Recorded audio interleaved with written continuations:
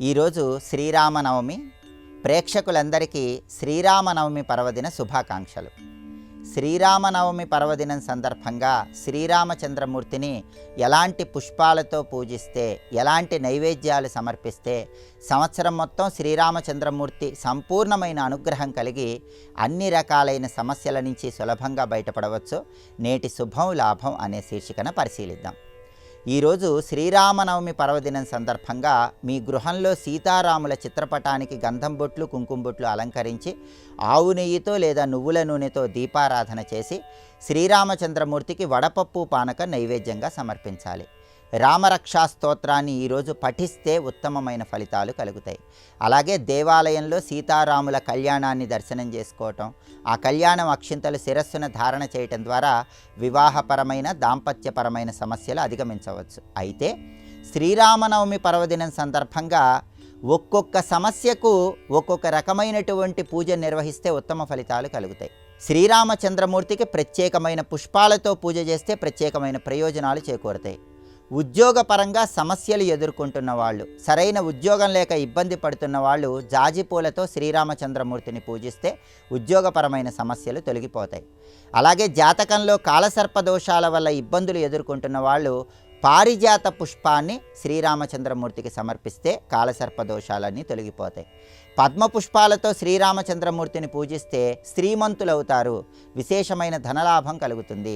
అలాగే గన్నేరు పూలతో శ్రీరామచంద్రమూర్తిని పూజించినట్లయితే కవులకు కల్పనా శక్తి పెరుగుతుంది, సాహిత్య రంగంలో రాణిస్తారు, విద్యారంగంలో రాణిస్తారు. నందివర్ధనం పూలతో శ్రీరామచంద్రమూర్తిని పూజిస్తే సుఖము, శాంతి, మానసిక ప్రశాంతత కలుగుతాయి. ఇలా ఒక్కొక్క రకం పుష్పంతో శ్రీరామచంద్రమూర్తిని పూజిస్తే ఒక్కొక్క రకమైన ప్రయోజనం కలుగుతుంది. దీర్ఘకాలిక అనారోగ్య సమస్యలు ఉన్నవాళ్ళు, కారణం తెలియని అనారోగ్య సమస్యల వల్ల ఇబ్బందులు ఎదుర్కొంటున్న వాళ్ళు మల్లెపూలతో సీతారాములను పూజించినట్లయితే అనారోగ్య సమస్యల తీవ్రతను తగ్గింపజేసుకోవచ్చు.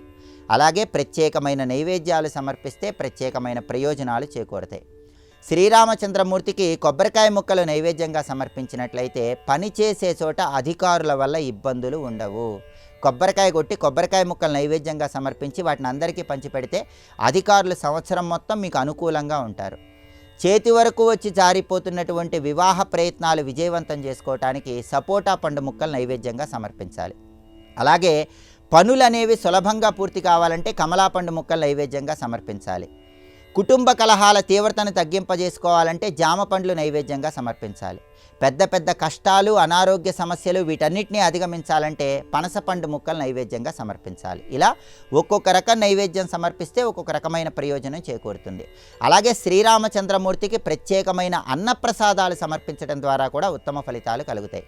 దంపతుల మధ్య విభేదాభిప్రాయాలు ఎక్కువగా ఉంటే బెల్లం కలిపిన అన్నాన్ని సీతారాములకు నైవేద్యంగా సమర్పించి దాన్ని అందరికీ పంచిపెట్టండి. దంపతుల మధ్య అనురాగం పెరుగుతుంది. అలాగే కుటుంబ కలహాలు ఎక్కువగా ఉన్నవాళ్ళు మాత్రం సీతారాముల ఆలయానికి వెళ్ళి చిత్రాన్న నైవేద్యంగా సమర్పించి చిత్రాన్నాన్ని ఆలయ ప్రాంగణంలో భక్తులకు పంచిపెడితే కుటుంబ కలహాల తీవ్రతను తగ్గింపజేసుకోవచ్చు. అలాగే పెరుగన్నంలో తేనె కలిపిన పెరుగన్నాన్ని సీతారాములకు నివేదించి అందరికీ పంచిపెట్టినట్లయితే దీర్ఘకాలిక అనారోగ్య సమస్యల నుంచి బయటపడవచ్చు. అలాగే అటుకుల్లో తేనె కలిపిన అటుకులు నివేదన చేసి అందరికీ పంచిపెట్టి ప్రసాదంగా స్వీకరిస్తే ధనపరంగా కలిసి వస్తుంది, అప్పుల సమస్యల నుంచి బయటపడవచ్చు, రావలసిన ధనం సకాలంలో చేతికి అందుతుంది.